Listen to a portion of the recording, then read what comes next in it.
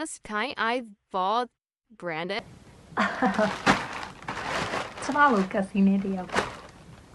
ပထမဦးဆုံးအချိန် branded ဝယ်ပေါ့နော်ဒီဖနက်ကိုမဝယ်ခင်ဘလောက်တောင်စဉ်းစားပြီးမှဝယ်လဲဆိုရင်ပကံစီးနေလေစဉ်းစားအေးရင်းနေလေစဉ်းစား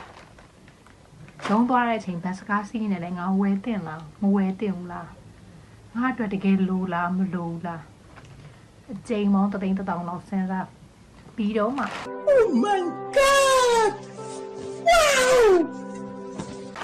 ဒီဖနက်ကိုဝယ်လိုက်တာဗီဒီယိုရိုက်တာတော့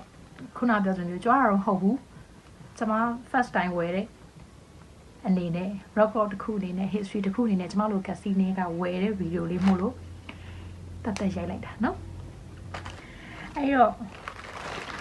6,000ပေးရပြီးတော့တကယ်စီးလို့အစင်ပြေမပြေ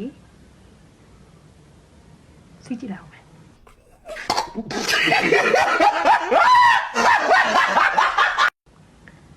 အဲ့တော့စီးကြည့်လို့အစင်ပြေရဲ့ဘယ်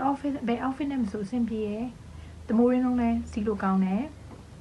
တထောင်တဖြစ်တယ်ဆိုလို့ရှိရင်တော့ကျမဒီ2,600အတွက်နှမျောနေမှာတော့မဟုတ်ဘူး2,600နဲ့မပြီးသေးဘူးသူ့မှာကတ်ထားတဲ့ accessory ကတ်ဆက်လုံး3,000ကျော်ပေးရတယ်အားလုံးတိုးတယ်3,000နီးပါးအဲ့တော့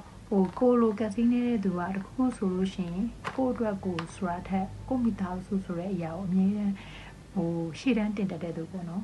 ဆိုတော့အဲ့လိုရှေ့တန်းတင်တတ်တဲ့သူဖြစ်တာအတွက်ကြောင့်မို့လို့ဒီလိုဝယ်လိုက်ရတာကိုဖြစ်ရှိလို့ခံစားရတယ်ဒါပေမဲ့ကျွန်မရောက်မှပြောတာတော့ဒါကို blessing တစ်ခုအနေနဲ့တတ်နိုင်ရမယ်ကိုရှာနေရကိုတော့ဟုတ်ပါတယ်ဒါပေမဲ့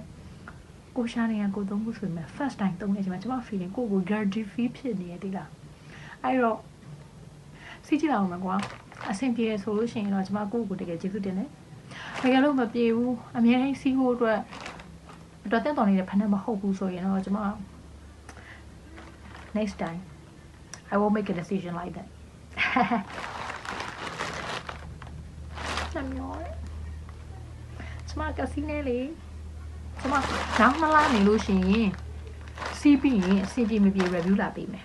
တစ်ချက်ကြည့် real user အနေနဲ့ review လာပေးတာဖြစ်တဲ့အတွက်ကြောင့်မလို့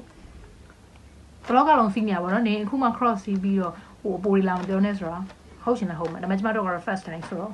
အကုန်လုံးက everything is first time for me နော်ဆိုတော့ကျေးဇူးတင်ပါတယ်ကိုစီးလို့အဆင်ပြေရဆိုရင်တော့ပို့ပြီးဝင်နိုင်ရမှာပါ alright